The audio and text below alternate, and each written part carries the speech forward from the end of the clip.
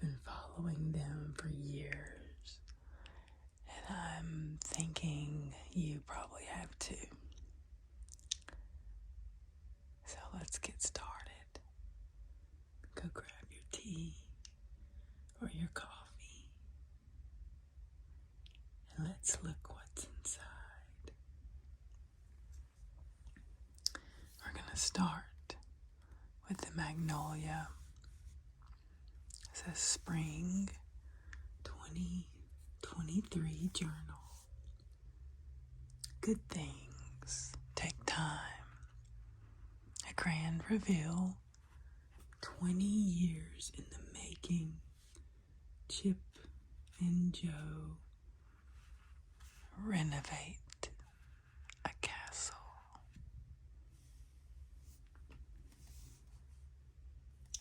Design, Nourish, and Garden.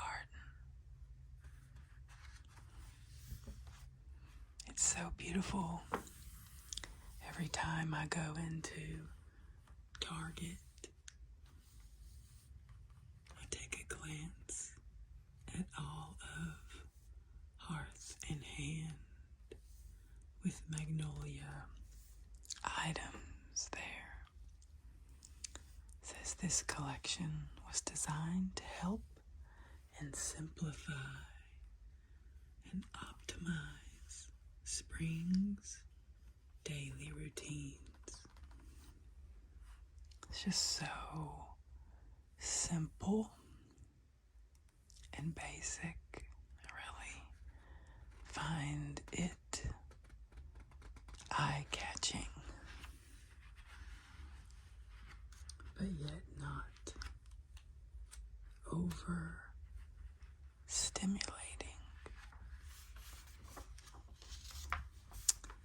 Ready, set, Georgia.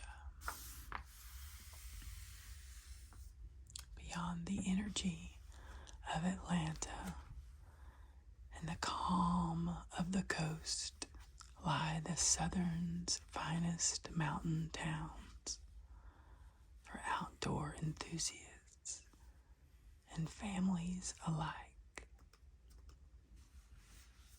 It's so beautiful. Georgia mountains and explore countless trails. You're ready for a Georgia getaway.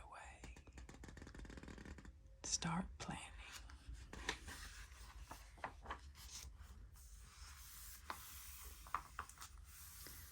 It says patience.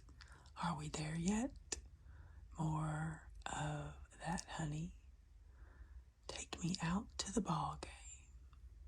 Believing in the in-between. Food. Croissants.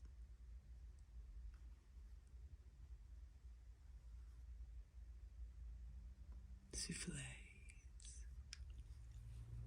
And pesto. Kick off the day with Eggs Benedict. Design. Capturing home. A design duo based in LA. A grand reveal. Pattern play. Lifestyle. Time out. Retro glassware. Great heights. Into the fine earth. Reflect. What was never lost.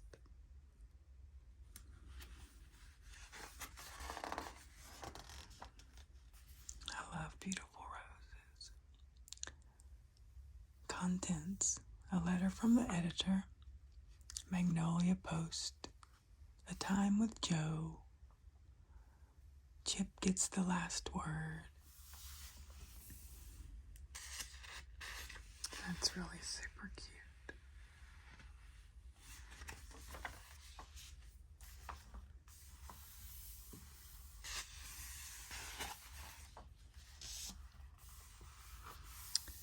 A letter from the editor.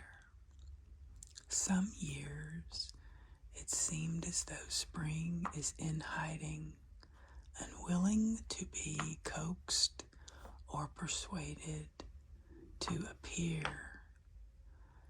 Despite my best attempts, it won't notice that I dutifully packed away all designs of winter as soon as the year turned, swapping out lush greenery for delicate blooms, heavy throws for light linens.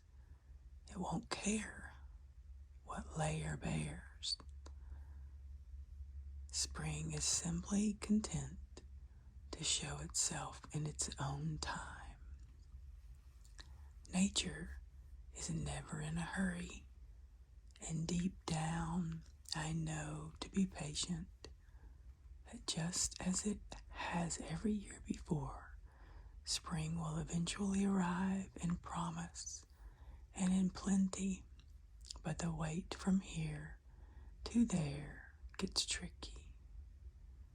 Trying to find comfort in the void is where I start to get a little uncomfortable. When it comes to the changing of seasons, an unfinished project, plans left behind in the air, milestones that are just out of reach, any space really between and beginning and its ending, without any honest cues about what comes next. With nothing to tether my feet to the ground, waiting can feel like a lot like drifting. When our team first talked about patience as our spring theme, my immediate thoughts went to all the excellent ways I avoided. Just this weekend, I baked focaccia bread, a 3-hour process with a life of short waits built in. And every time the recipe called for a break in pace, I set a timer to see how many chores I could get done before it went off. Patience just doesn't come naturally for me. More on that on page 56. The more our team shared their own perspectives on patience, the more it opened my eyes to all the ways our culture has twisted and turned and spit the word back out, and how, because of that, we've come up short in our own understanding. For some, inherent to the idea of being patient was the idea that they'd made a wrong turn somewhere along the way. For others, patience had been sold to them as a formula for success. If you're just patient. And so patience can also feel like something to trudge through, to grit your teeth and bear. But once we dug past all, there was space to share all that it had taught us. There's a whole world of lessons that unfold in the waiting, and having that breathing room that purposefully pause. There is space to be sharpened, to look up and take it all that we miss when we're busy looking down. The story in these pages are reminders that some of the sweetest things in life are worth the wait. Love, Joanna. springtime at the silo. The garden is blooming, the days are stretching, and the sun is shining here in Waco.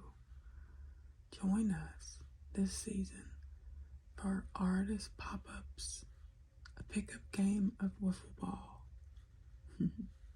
at Katy Ballpark, and a menu full of spring favorites. We can't wait to host you. Excuse me.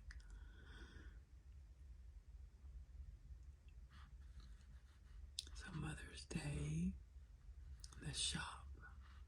They also have online marketing too. They still have some Valentine things going on.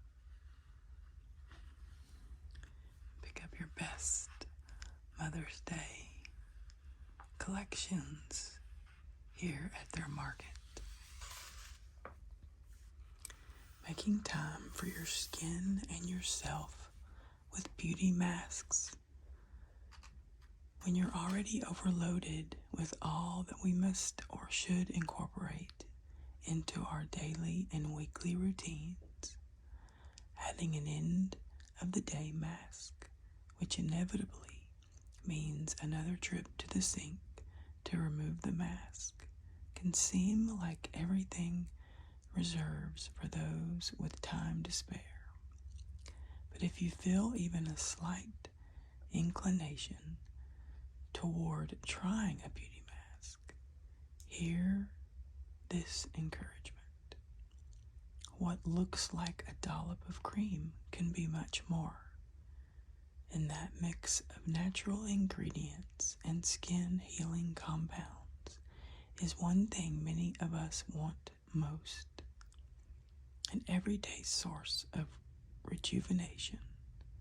When the mask goes on, let it be a sign for you and for others that you are taking a time at the end of your skin. Will look great, but it's the refreshment you'll feel that most have you returning for more.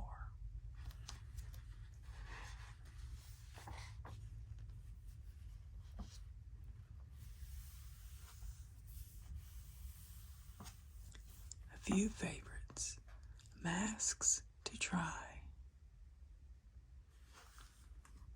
I'm not even sure what that word is. It is COCOKIND. I think it spells Cocokind Organic Ultra Chlorophyll Mask. It says it's $20 and you can purchase it on cocokind.com. The next one is Fresh Cream Anise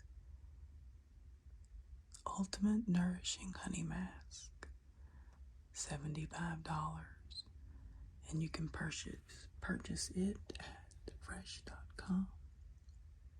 Babe Glow Lip Mask. This gel cream treatment restores lips overnight. $20 at babyorigel.com.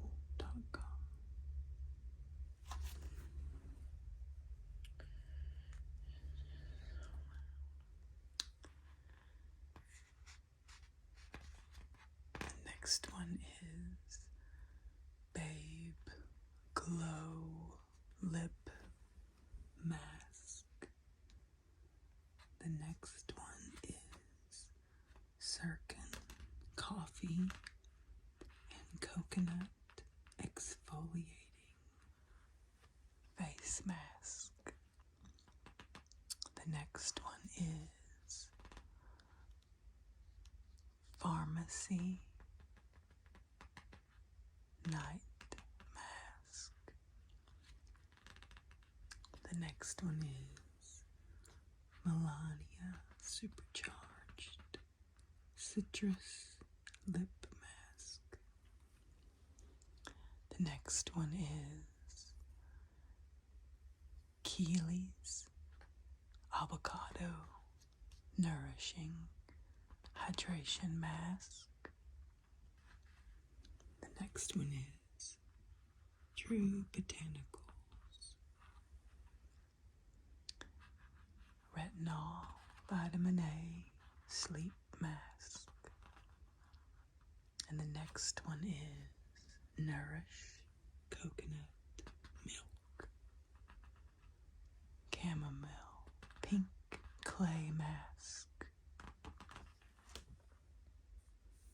sleep hot, sleep cold. Then you need a sleep number bed. I'm not sponsored, but I wish I was. Call me Sleep Number.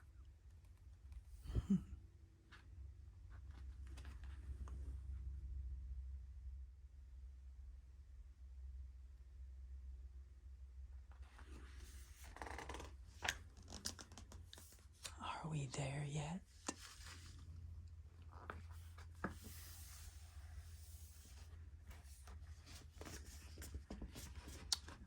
Ready to emerge from the cozy confines of winter. We set our sights on new destinations, whether our travels take us to the other side of the country or keep us close to home. We realize the magic is not found in the journey's end, but in sights and experiences along the way. It's not always where you go, but how you get there.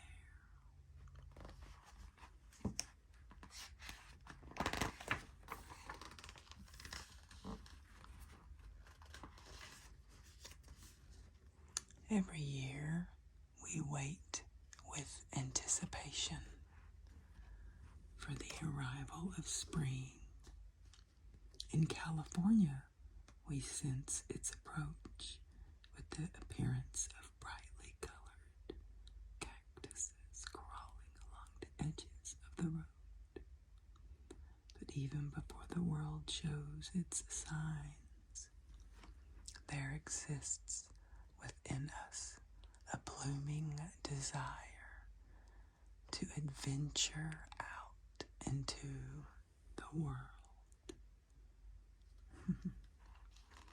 My husband taps the screen on the tablet and pulls up a map of the United States.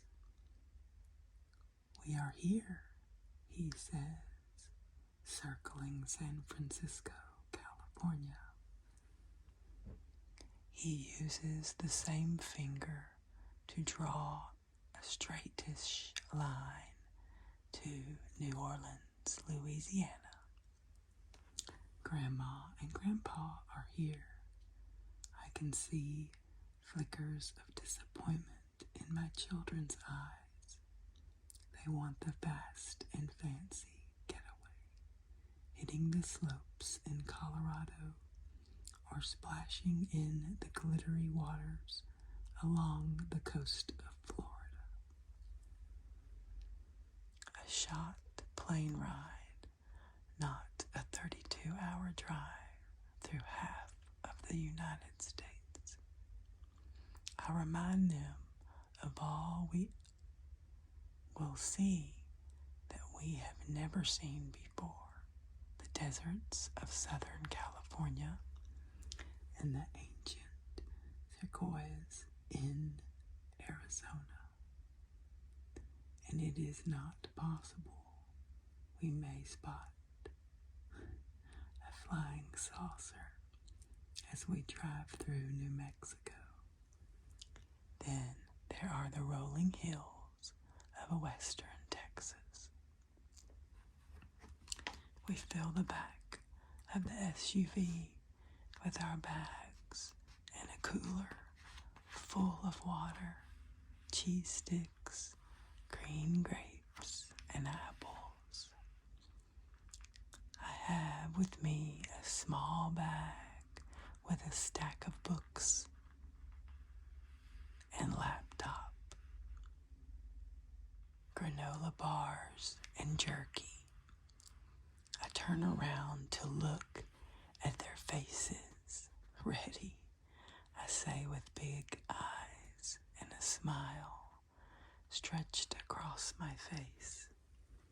And no answer. My husband and I look at each other and laugh. The car lurches forward as he presses his foot on the gas. When we stop at the rest stop in Palm Springs, the sun is so hot, it feels like there are blisters forming on the skin. Just past Palm Springs, the vastness of the desert is a wasteland. The sign reads, "Last exit for gas for 223 miles. This makes all of us nervous. Prepare for a trip.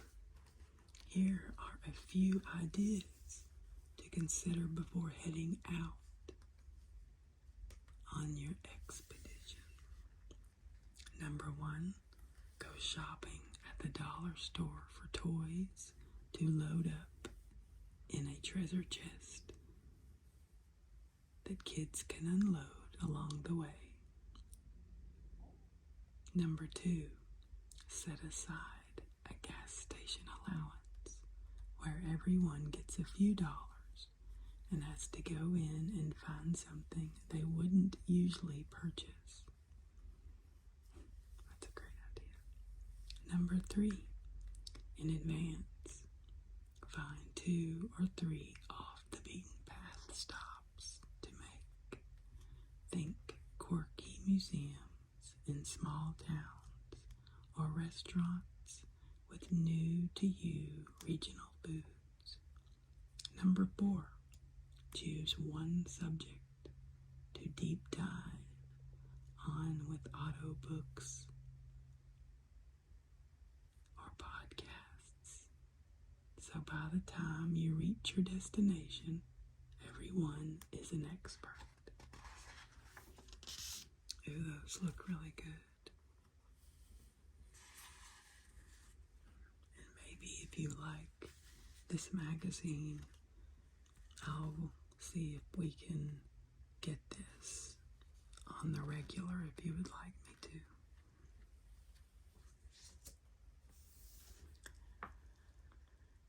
Croissants. I love croissants. Quality time is the love language of flavorful, flaky pastries. Croissants are known for the time they take instead of letting the intricacies scare us away. Let's embrace the discovery of making them all our own. In the processes, there is space to linger, letting scents take the touch of the dough, the scent of progress, the flavor of each delicate flake. I think something else I probably would collect are glasses. Some of them are so beautiful. Look at that one with chicken.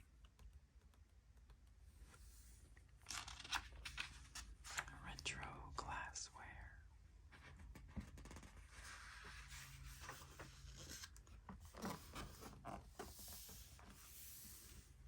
That's beautiful. It's a lovely garden.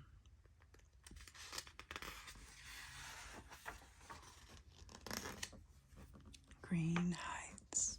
Over time, climbing roses lift our sights higher and higher.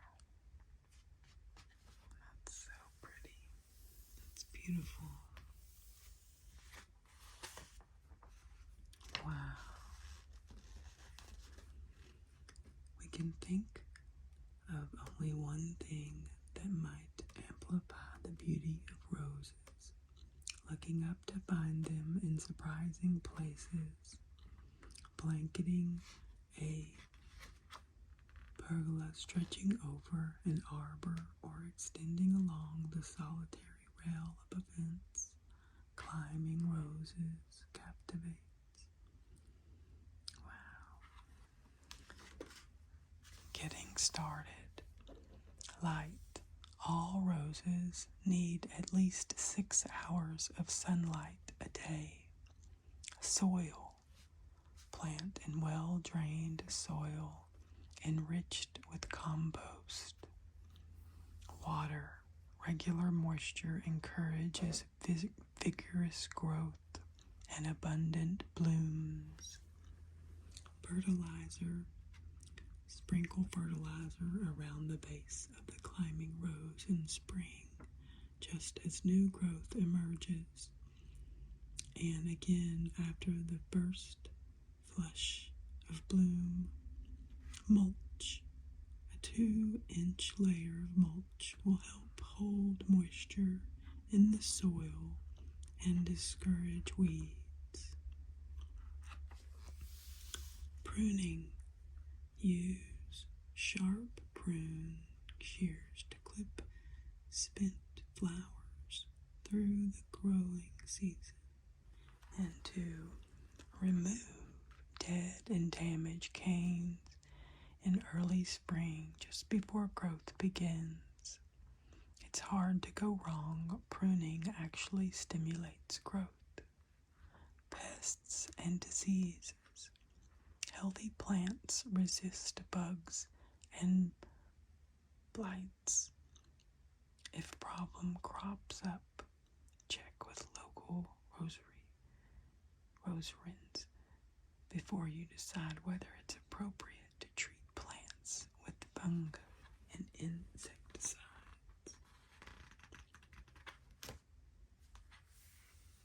The climbing favorites. New Dawn, Somber Fuel, Lady Banks, Claire Austin, and James Galloway's.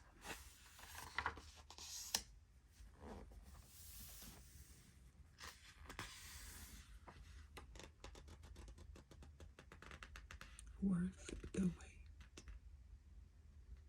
We're all waiting for something every day, every hour, every minute. For the light to turn green, for the day to end, for the call with news that the job is ours or isn't. We wait for negative tests. We wait for positive tests. We wait out hard seasons. We wait in line. We wait for answers, for clarity, for those great wheels of change to inch forward. And while we wait, we measure what we have to gain, but also what we have to lose. I've always been a natural overthinker, but I thrive on certain terms. If you had asked me 20 years ago, maybe even 10 years ago, why I process this way, I would have said I'm just the plain planning type. But recently, I've seen it for what it really is. I don't like to wait. We can have all sorts of endings, but we also arrive there at a different version of ourselves based on how we hold the middle.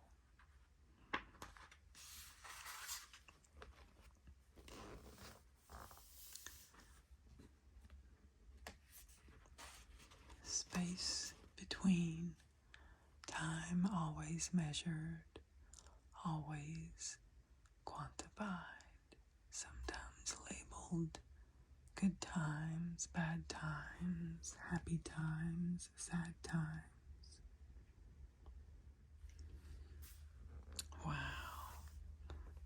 is what we've been waiting for. The grand reveal. Chip and I have a long history with this century-old castle in Waco, Texas. Now that its restoration and renovation are complete, I'm realizing that sometimes the most meaningful growth and the dreams worth holding on to are years in the making. Isn't that beautiful? Look at that. Wow. That's so lovely. Oh, I just love the dark gray. Wow.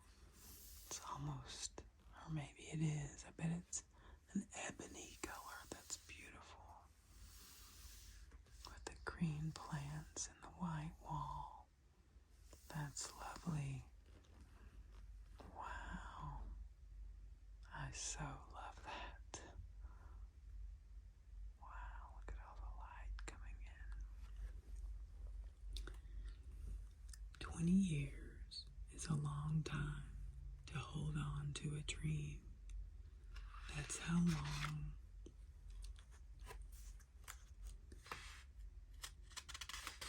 Chip waited to get his hands on this mysterious castle in the middle of residential Waco. Over the years, we've heard all kinds of origin stories. The Civil War veteran who finished its construction, the numerous hands the property passed through, the ways it fell into despair when maintenance seemed too daunting. For years, the castle sat empty. Graffiti coated the walls. Animals found a new home. If you've followed our story, then you know that none of this scared Chip. It fueled him. Every time we drove past the castle, his eyes grew wider, his imagination wider. It was more than 6,000 square feet of potential waiting to be unearthed and restored to its former glory. During the 20 years that the castle went on and off the market, Chip constantly put in offers for a shot at bringing it back to life. Meanwhile, every offer that wasn't accepted, I took a breath of relief. Not because I didn't want Chip's dream to come true, or because I didn't want to step into the castle's legacy and write our own chapter in its unfolding story. That's the kind of work Chip and I live for. But tackling a project like this, one of this scale, with 130 years worth of history, felt daunting.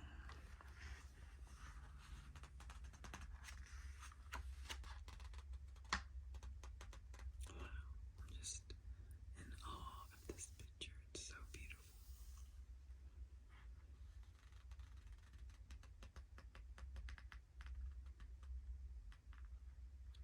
Until one day in 2019, when Chip surprised me with a call, his offer had been accepted and the castle was ours. In the years that followed, Chip and I would drive by the step inside often. We'd walk the halls, brushing our fingers against the stone details from times past. This place kept us curious. It kept us dreaming. We tossed around so many ideas, some that made us laugh, some that made us wide-eyed with possibilities, but still we waited. 3 years went by before we started any sort of renovation. That may seem crazy, but most projects we take on have a clear role to play as a home or a restaurant or a place of inspiration. The castle was different. Even though we'd waited nearly 20 years for the chance, we knew we couldn't rush its ending. Once we decided that the best way to honor this neglected place wasn't to renovate it, but to return it back to its original state as a home, that's really when our wheels started to turn. During the year-long renovation process, we kept coming back to the building's roots, studying the German castle that inspired its original design and trying to find ways to either restore or replicate its stunning detail. Its crown molding, wood paneling, and narrow plank floors.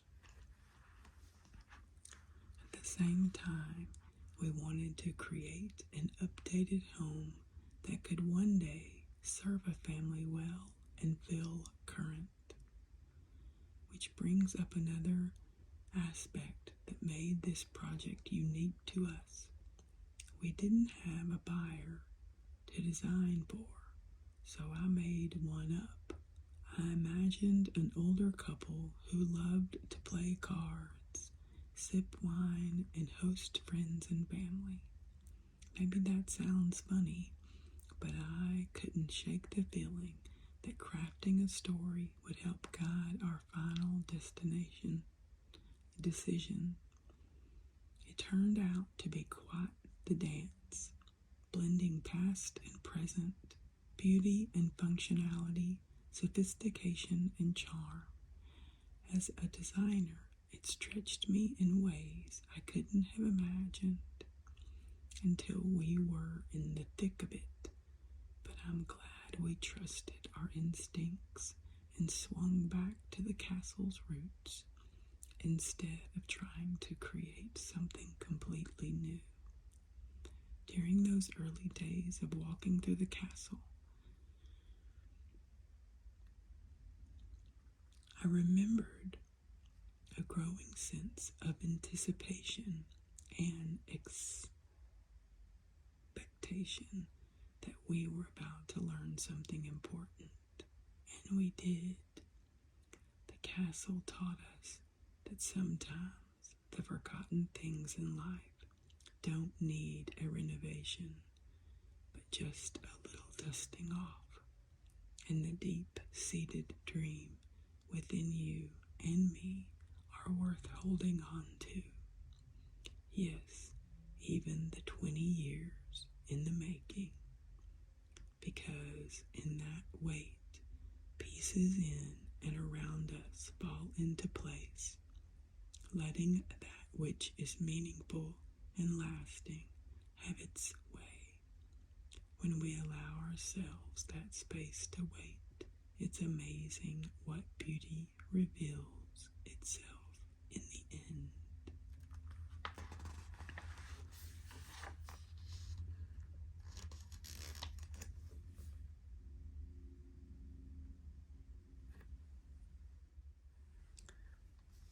Past meets present, preserving the castle's integrity and original detail with anticipation for how its next chapter could unfold. Wow. Look at the bookcase. That is beautiful.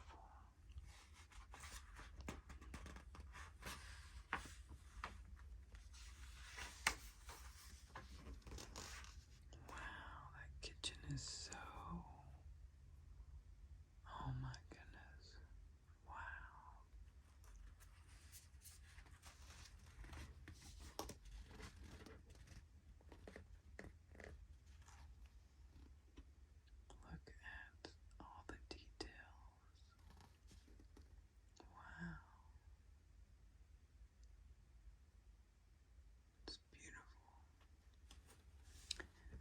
turned out to be quite the dance, blending our past and present, beauty and functionality, sophistication and charm.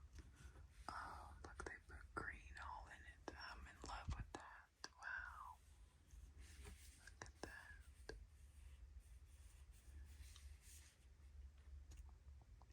A double oven. That is beautiful.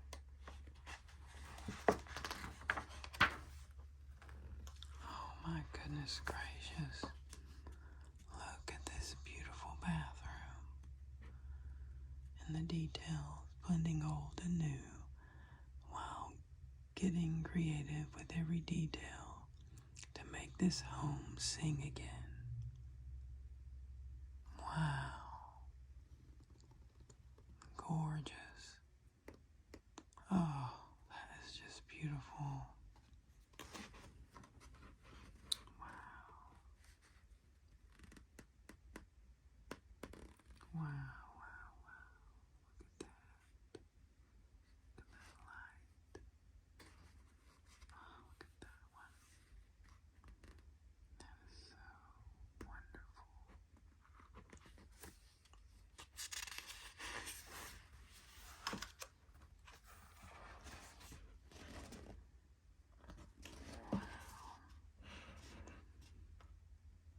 It's beautiful. The antique-inspired walnut vanity cabinet stands out beautifully. Sure does. Look at that. It's gorgeous. Wow. It's beautiful. So classy.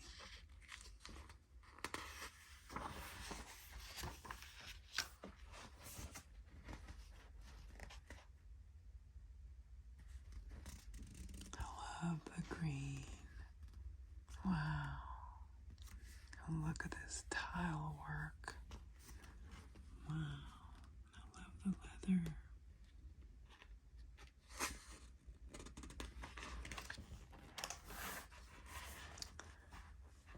Pattern play, where the story of home shows its personality. I love beadboard. 5 key principles for mixing prints and colors. Start with the star pattern and layer from there. Define your color palette. Show a range of scale.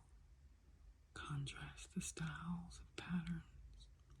Follow your instincts. I love that.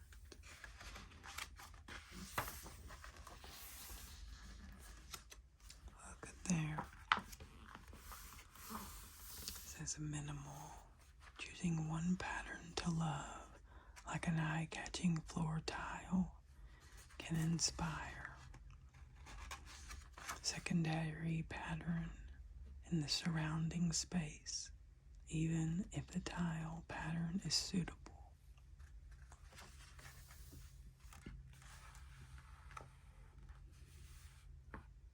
Minimal pattern mixing speaks of steadiness. To be able to restrict your patterns and color to a small range requires competence. If you consider your style to be more minimal, let one star pattern lead. Then to add interest, play up neutrals and bring in texture as pattern.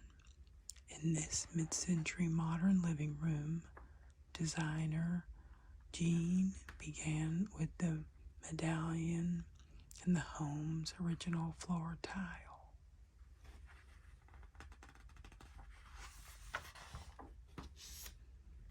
Oh, I'm in love with that. Oh my goodness. That's beautiful. Wow. I feel like I'm in Italy or something when I look at that. So this is a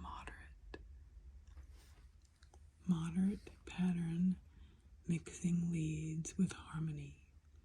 If you tend to live life With the Goldilocks mentality, you might prefer a modern amount of pattern in design.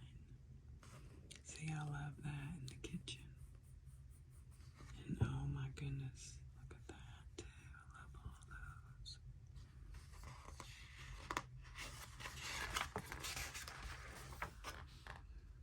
So this is maximal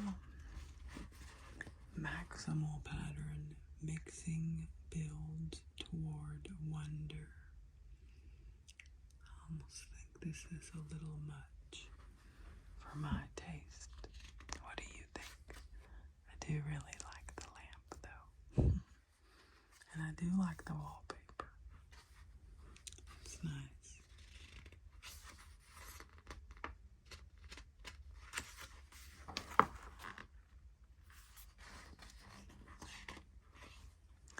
Chip gets the last word.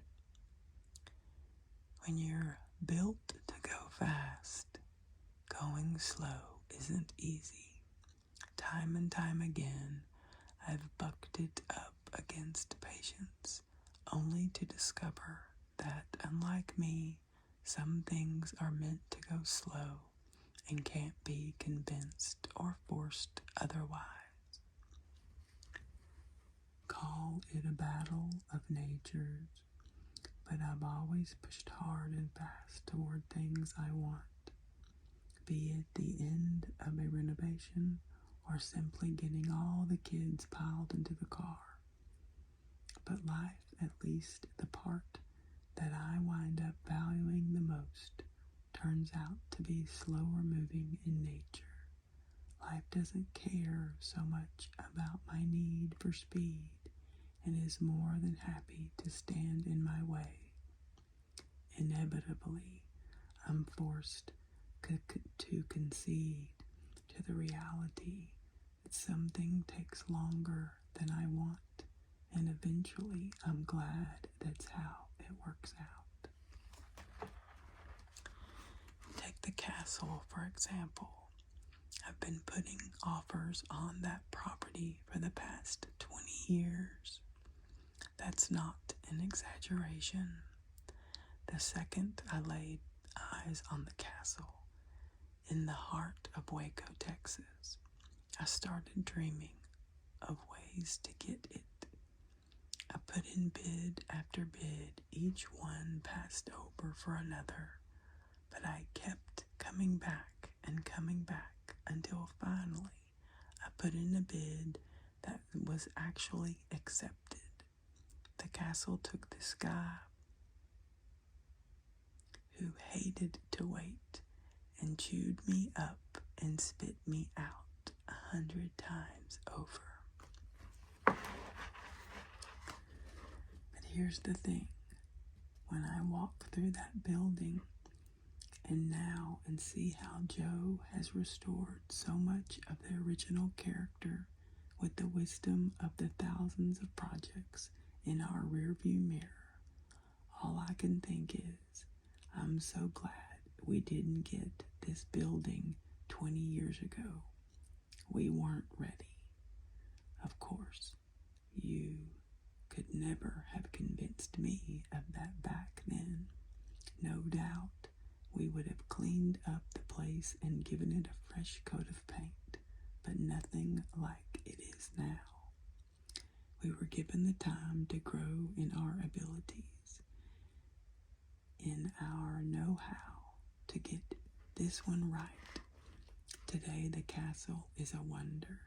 It's some of the best work we've ever done by a mile, and I've been plenty proud of our projects in the past. Life moseyed around and made me wait, and the castle is better for it.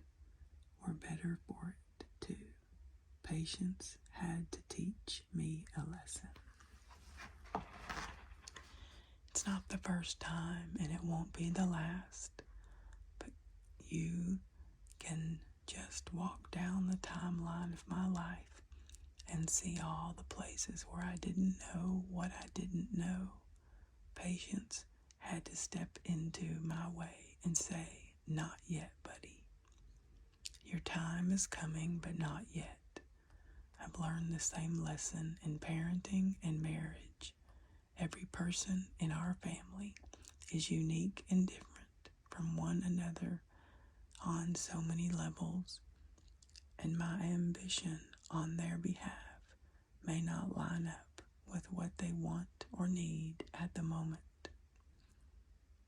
They have their own aims, their own speeds, their own things to work through, and I have to let that play out.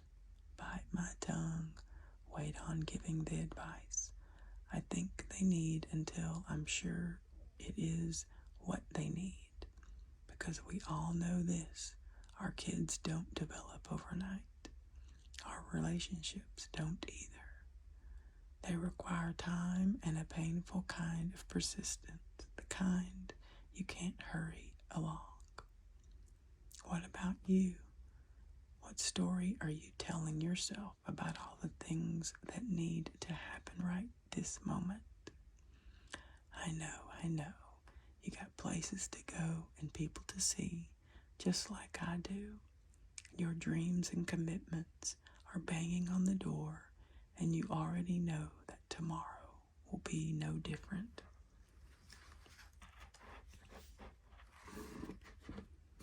I'm finding that story too. To pause with me for 1 minute. Think about the things you care for most. Your family, your work, your sense of purpose, the things that get you out of bed every morning. Do those things become richer when you move quickly? Do they prosper when you're barreling down the highway, foot always on the gas? In some cases, the answer might be yes. But maybe, like me, you also see some places and people whose growth actually depends on your ability to break and to fight that urge to go fast when the things you value most may just be built to go slow. What is worth slowing down for?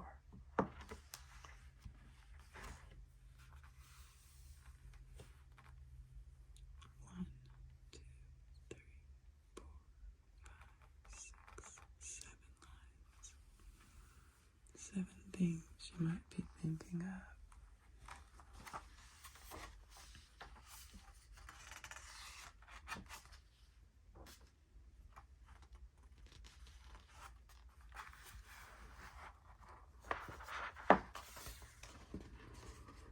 We believe in home, that it should restore us from today and ready for us for tomorrow.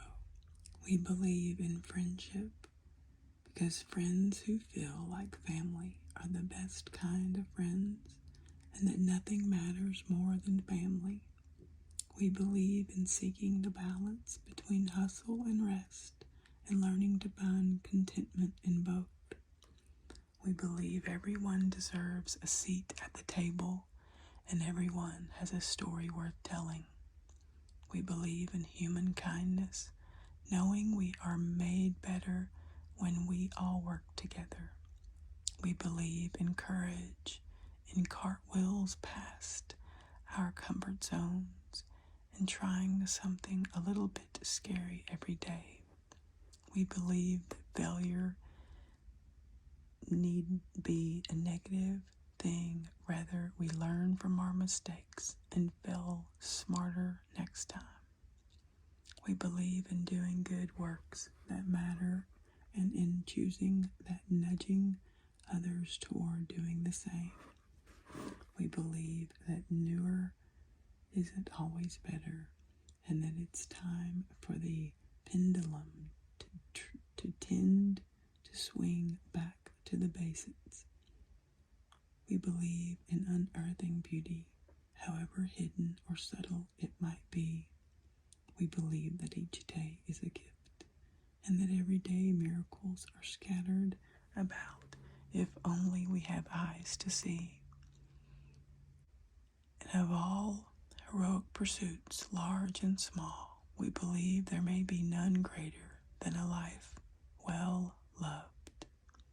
Magnolia Manifesto.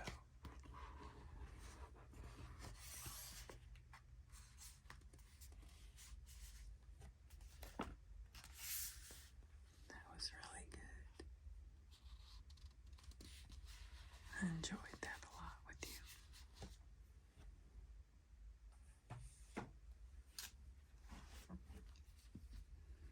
I've just enjoyed her show so much. True, every day beautiful. How we do it: beauty, organize, travel, balance, cook, family, workout, love, and sleep.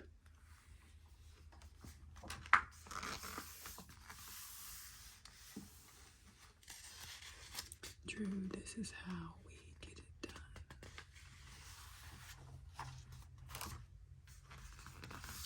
Welcome to the How We Do It issue.